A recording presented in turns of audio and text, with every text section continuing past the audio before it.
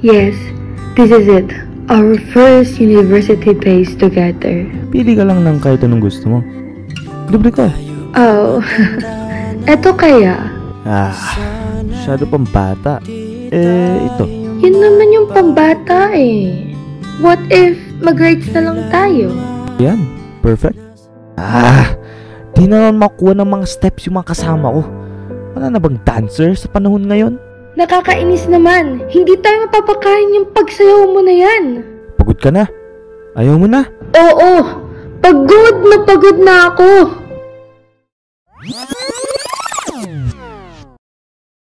Joint products are two or more products that are produced simultaneously from the same raw materials or production process. These products typically share a common production cost up to a certain stage, known as the split-off point, after which they become distinct and can be processed further or sold separately. Joint costs are the expenses incurred in the production process before products become distinct. These costs, such as raw materials and labor, are shared among all resulting products and cannot be directly traced to one.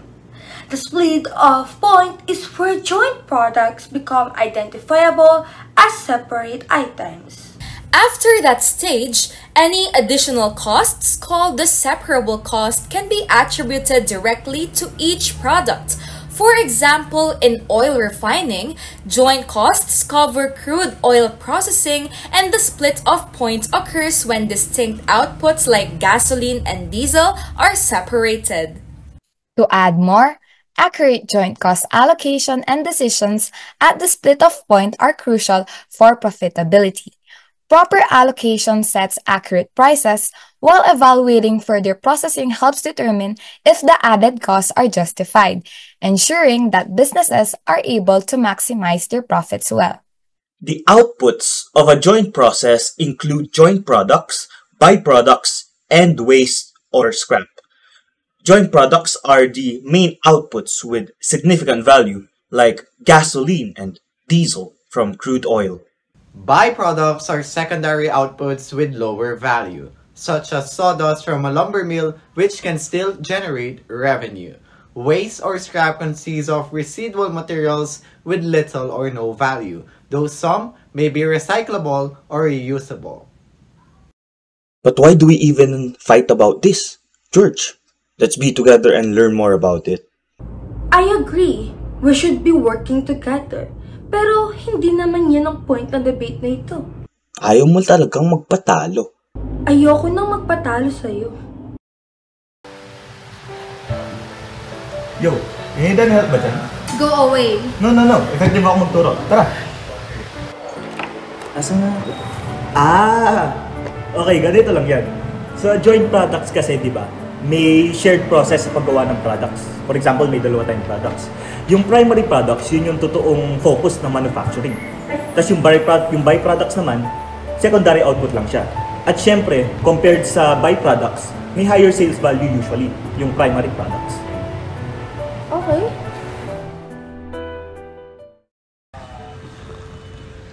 Jung! Tara na, mag-review tayo kayo ng dati.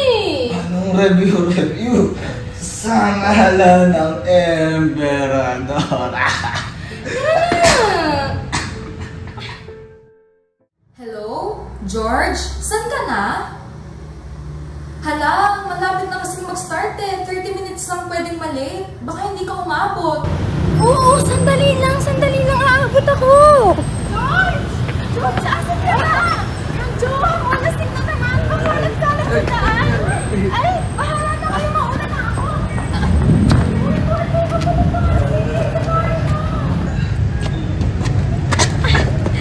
Ba't ngayon ka balik pa kasi? Halika na. Please. Kaya mo yan. Halika na. George, asan ka na ba? Bilisan mo, malapit nang magsimula eh. Sandali. Ay, George! Nandito na yung Sorry. Ngayon lang to. Nandito na siya. Ngayon lang to. Paano sa YouTube natin? So, ang pagkakaiba naman nito sa physical output tsaka sa market value is meron tayong kailangan i-multiply sa unit produced. So, makikita niyo sa handouts niyo na meron tayo dito market off. So kailangan muna natin gawin na 800 multiplied by 25.5, makukuha natin ng 20,400, then 1,200 multiplied by 22.5, we'll get 27,000, and 500 multiplied by 25.2, we'll get 12,000. So fraction na naman to guys. So ang gagawin natin is unit ay total market value at split off per product is 20,400, then the total MV at SO is 60,000. So multiply by 40,000 na joint cost, we will get 13,600. Then 27 divided by 60,000, and multiply by joint cost, then we will get 80,000. Kung ulitin natin ang proseso, so makukuha natin ng 40,000. Kompletuhin naman natin, no? Intindihan natin gamit ang table na to para yung understanding natin, di ba? Okay. So yung units produce natin for tile T, 800 siya, di ba? Tignan nga lang natin yun sa handout, may given dyan, yung market value at split off point. Importante na to, market value at split off point.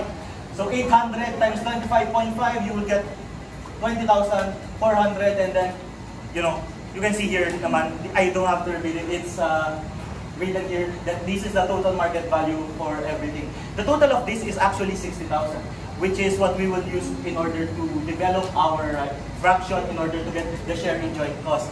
And once again, we can add the additional processing cost so that in like one table, we can get the total production cost if ever natatanong. So the third method is the net realizable method. So dito naman, bakit tayo nagkakaroon ng third method na to? Kasi hindi lahat nabebenta. So here, the first step that we will need to do ulit is meron naman tayong final market value. So ang gagawin natin dito is 800 na unit produced multiplied by final market value. And then, hindi pa dyan nagtatapos, meron tayo ditong disposable cost and additional processing cost. Ang kailangan natin gawin after natin i-multiply ang unit produced sa final market value is to deduct the disposal cost and additional processing cost, and we will get 25,000 pesos. Then, uulitin lang natin, 1,200 multiplied by 40 pesos minus 2,000 minus 6,000, and we will get 40,000.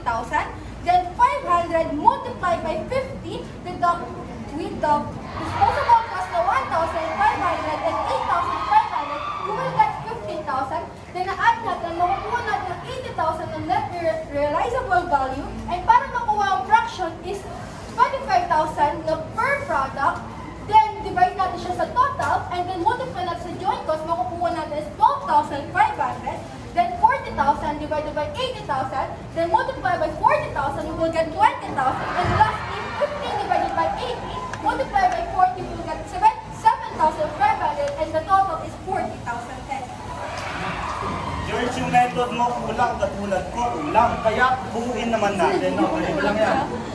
Ang net realizable value is, another name for it is, I believe this is the approximate market value. Pangalan niya, approximate market value, because we're going to use this in a situation wherein, kasi kunwari, sa given natin, meron na tayong market value at split off point. Pero paano, what if kung walang market value at split off point? Hindi natin alam, di ba? So, ganito lang gagawin natin. Sana naiintindihan nyo na lang, ha? Kunwari, you will get the units produced, and then we will multiply by the final market value per unit, which in this case is 45. And then we're going to get, we're going to get the total market value of this, which is 36,000 in the case of tile B. Now, we are going to less the additional cost, which is 8,000. Then we're going to less the disposal cost. Yung di lang nasabi ko kanina, I believe kasi, actually in-explain na konti ni Ma'am, pero let's just summarize it. Yung pagkuha ng total cost natin, which is yung sinabi nga ni Ma'am, it's also known as the production cost. It's simply whatever is your net realizable value, and then you just add back the additional cost. I mean, share in joint cost, and then you just add the additional cost. And that will be your total cost already. Which is, as sinabi nga ni Ma'am, that's also your production cost. Okay, so let's move on to the next. Yeah. One of the benefits of this topic is by design, is deciding kung tutuloy pa po ba natin yung additional processing or we should stop at the split off point na po para mabenta yung products. So here is the illustrative problem number 2. John Inc. manufactures 3 products, product X, Y, and Z from a single raw material. The following cost and revenue data are available. Out of the following product lines, which should be sold at the split-off point and which should undergo additional processing? So next slide. So we have two methods for this. First, we have the easier method, so the shorter method. First, we will list the sales value after additional processing, which are 160,000, 240,000, and 90,000. And then we will also list the sales value on split off point, which is 120,000, 150,000, and 60,000. And then we will get the difference between these two, and we will get the incremental revenue of 40,000, 90,000, and 30,000 for product X, Y, and Z respectively. Next, we will list also the cost of additional processing so that we can get the profit. So namely, these are 50,000, 60,000, and 10,000. Then we will get the difference to get the profit of negative 10,000, 30,000, and 20,000. So kung sino po yung negative dito, siya po yung no, na hindi na po dapat mag-undertake sa additional processing. So itong mga to po is more good decision po para i-additional processing po natin sila. So the method number 2 is a longer method. So first we will list the sales value after SOP, so split off point. Then we will list the joint cost. Then we will get the profit of 40,000, 50,000, and 20,000. And then another, the sales value after split off point. Then we will list the two costs, which are the joint cost and the cost of additional processing, to get the profit of 30,000, 80,000, and 10,000. Then we will compare the two profit, whichever is higher. So this is the before, this is the after. So you can easily decide na this should stop na at the split off point, while this should go additional processing. And when we get the difference between the two profits, we will get the profit from the method 1. So now let us move on to the byproduct. So first, i-define muna natin ano yung byproduct. So di ba sa process or sa manufacturing process, nauna na yung joint products. Yung joint products yun yung main products and yung main reason why we conduct the manufacturing process. Now itong byproduct nito, ito naman yung mga products na nagre-result din sa manufacturing pero hindi siya yung main reason. Kumbaga side products sila. So sa byproduct costing, there are 3 methods. The first one is other income, the next one is additional sales revenue, and the third one is deduction from COGS. So let us read the illustrative problem. Letters company manufactures products A and B through a process that also generates a byproduct, product C. Processing the byproduct requires an additional 8,000 pesos. The company has chosen to allocate the joint cost solely to products A and B. Additionally, selling and administrative expenses for the byproduct amount to 2,000 pesos, and the details for a batch produced in January 2025 are as follows. For product A and B, the units produced are 100,000, MB at split off is 10 pesos, and units sold is 80,000. While for product C, we have 40,000 units produced, MB at split off of 1 peso, and units sold of 30,000. And the following are the costs incurred up to the split off point. Direct materials amounts to 240,000 pesos, direct labor 200,000 pesos, factory overhead 160,000 pesos, and selling and administrative 160,000 pesos. So before natin ma-solve yung tatlong methods, we should first solve the net revenue from the byproduct. So yung net revenue from the byproduct, it will be formulated as sales minus the additional processing costs and the selling and administrative expenses. So in this problem, masasolve nyo siya by getting the units sold ng byproduct natin, which is product C. This is 30,000.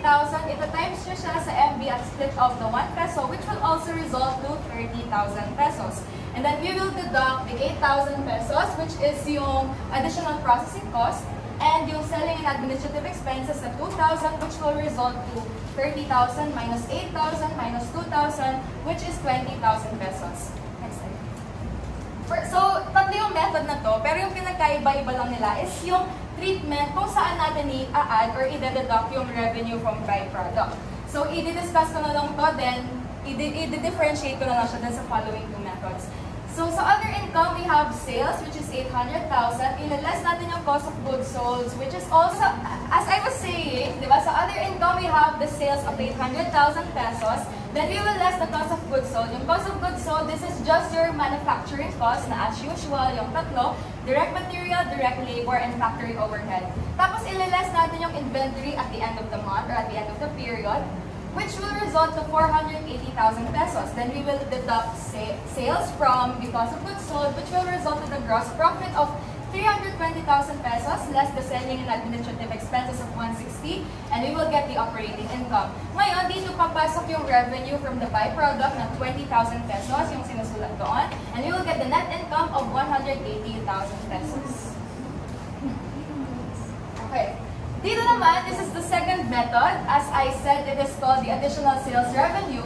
Kung doon sa isa, sa pinakadulo pa lang siya inad, dito, andito na siya agad sa taas. So, I will differentiate kung ano itong dalawang to. Itong 800, ito yung main product, yung A and B.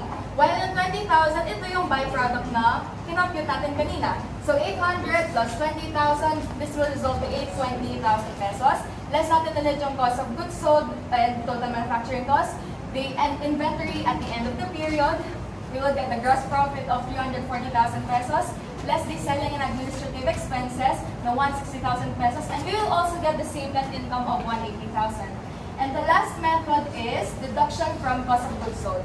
So, sales ulit na 800, we will less the cost of goods sold and the ending inventory at the period, tapos makukuha yung cost of goods sold. Then kung kanina, sa dalawang period, in-add natin siya, for this period, we are going to deduct it from the cost of goods sold. So, we will result from 480 to minus 20,000, we will get 460,000 pesos. And for the gross profit, we have 340,000 pesos. We will less the selling and administrative expenses of 160,000 pesos, which will result to a net income of 180,000 pesos. So just a short explanation bakit pare-parehas yung net income niya, even if dun sa iba, in-add natin siya, dun sa iba, ni-less. Kasi dun sa unang dalawang method, in-increase niya kasi yung income na pwedeng ma-receive ng isang company. So kapag ka nag-arrive, pag nilas natin yung expenses natin, mas mataas yung net income since dinagdagan nga natin yung income niya. Pero pagdating dito sa deduction from COGS, di ba yung COGS, pagka nilas mo sa sales, binababaan niya. So kapag, binababaan niya. Tapos ganun din yan dito sa revenue from byproduct, dahil nilas mo dito, binabaan niya yung COGS. Which means pag nilas mo yung sales, minus yung mababang COGS dahil nilas mo yung revenue from byproduct, tataas din yung net income niya.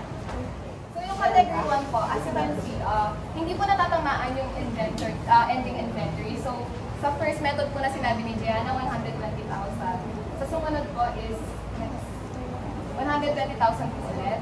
Then, sa sumunod is 120,000 po ulit. So, yung category 2 po, which is this last one. So, as you can see po, dineduct po kaagad siya doon sa total manufacturing cost. And, as you all know po, yung net manufacturing cost or yung total manufacturing cost, ina-allocate po natin siya sa so, kahit meron lang yung sales value by products compared to joint products, syempre, it is still important to know how to solve their share in joint cost. So, bali, meron tayong dalawang method. Meron tayong universal cost method and yung net realizable method. So, ito yung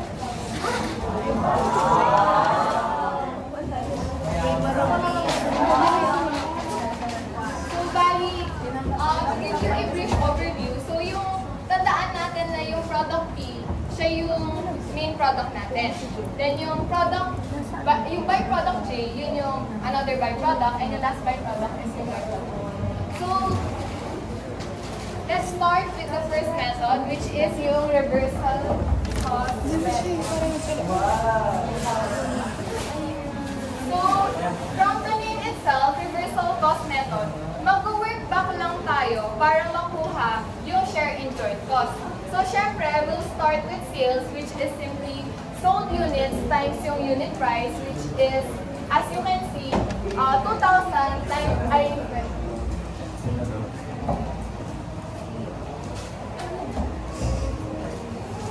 parang wala siya dito.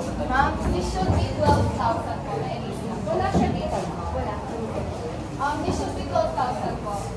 Sinurprise talaga. 12,000 times 6 is 72,000. Then, as you can see there, yung subsequent cost, 11,400. Yung selling and administrative expenses, 5,000. The start profit, 4,000. So, when solving kung ano yung i-deduct to work back sa share in joint cost, tandaan nyo lang is yung subsequent additional processing cost, selling and administrative expenses, at saka yung desired profit. So, pag tinotal natin, makukuha natin yung 22,400. Then, ima-minus natin siya sa sales para makuha yung share in joint cost na 51,600. So, we're just gonna apply the same method sa byproduct, which is yung pag-add lang to, totaling to 13,000, then ima-minus sa 44,000 to get 31,000. Meaning to say na yung 51,600 yung share in joint cost, sa total joint cost na 200,000 for byproduct A, then yung 31,000 naman for byproduct E. Tapos, para makuha naman natin yung joint cost dun sa main product, we simply add the two and deduct it to the total, giving us 170,400. Then, we have another method naman, which is net realizable method. So, for the method number 2, pero iba po yung sagot dyan. So, para makuha yung sales value, we multiply 20,000 sa 40 and same goes to the byproduct J and byproduct B. Then, sa subsequent cost naman po, we just put it here to then we get the difference between the two to get the realizable value of each product po. Then, we get the total of this three, which will have a sum of 771,400 pesos. And the total will serve as the denominator, while each will serve as the numerator po sa fraction natin. So ngayon po, ito po yung fraction. So 675,400 divided by the total of the realizable value. And then we will get the 175,100.19 if we multiply it by 200,000, which is the joint cost. Then same lang siya sa process ng BPJ and BPP. Then makukuha na natin yung share in joint cost, which this will belong dun sa joint cost 200,000. And that